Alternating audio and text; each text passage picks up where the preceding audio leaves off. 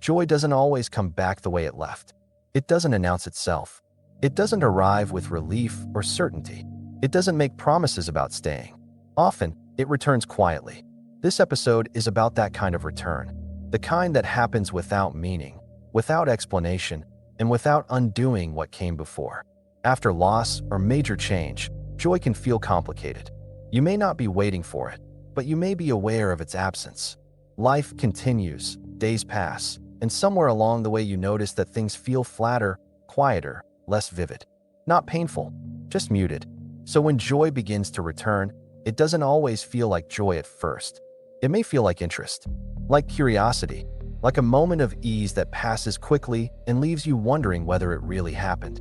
You might laugh unexpectedly, or feel absorbed in something simple, or notice beauty without trying to, and then it's gone. This can be confusing. You may wonder whether it's appropriate to feel good again, or whether that feeling somehow diminishes what was lost. But joy doesn't replace anything. It doesn't compete with grief. It doesn't erase what mattered. It simply appears. Joy that returns quietly doesn't ask to be celebrated. It doesn't want to be analyzed. It doesn't even want to be named. It's content to exist briefly, without becoming a milestone. This episode isn't about chasing joy or welcoming it deliberately. It's about recognizing it when it shows up on its own, without making it carry meaning. There can be hesitation when joy first appears, a subtle pulling back, as if enjoying something might invite loss again, or as if letting yourself feel lightness might be unsafe. This reaction makes sense. When something important has changed, pleasure can feel fragile. You may protect yourself by staying neutral, by not leaning into anything too fully. But quiet joy doesn't ask for commitment. It doesn't require trust. It doesn't demand openness. It simply arrives, touches experience briefly, and leaves. You don't need to hold on to it. You may notice that joy now feels different than it used to.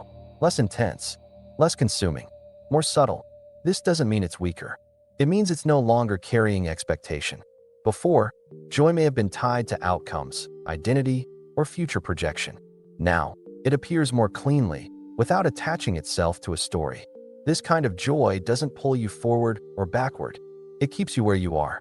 You may also notice that joy arrives alongside other feelings. Sadness doesn't disappear when joy appears. Memory doesn't stop. Weight doesn't lift completely. And that coexistence can feel strange at first.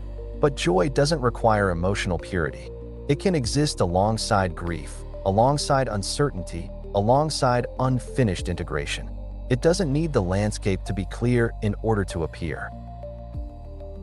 This episode isn't here to tell you that things are getting better. It's here to acknowledge that life continues to express itself, even when nothing has been resolved. Joy returning quietly is not a signal. It's not progress. It's not healing in disguise. It's just life touching itself again. You may find that joy now shows up in smaller places. A conversation, a moment of interest, a task that absorbs you more than expected, a sense of alignment that lasts only briefly. These moments don't need to be expanded. They don't need to be captured. They don't need to be repeated. They're complete as they are. There can also be grief inside these moments. Grief for how joy used to feel. Grief for who you were when joy was uncomplicated. That doesn't invalidate the joy that's present now. It simply acknowledges change.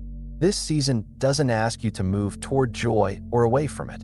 It asks you to let it appear when it does, without commentary. Joy doesn't need permission to exist. And it doesn't need to stay. If you're listening to this and you've noticed moments of lightness returning unexpectedly, you're not betraying anything. You're not forgetting. You're not moving on. You're living. And living includes joy, even when life has changed. If these reflections help that experience feel safer or more understandable, you're welcome to stay. Liking the video helps it reach others who may be unsure how to receive joy again. And if you want to keep a steady space like this as the season continues, you can subscribe, not for answers, but for continuity. If someone you care about has begun to show signs of lightness after a long quiet period, you're welcome to share this with them, only if it feels right. Joy doesn't come back loudly. It comes back honestly, and it doesn't ask you to be ready.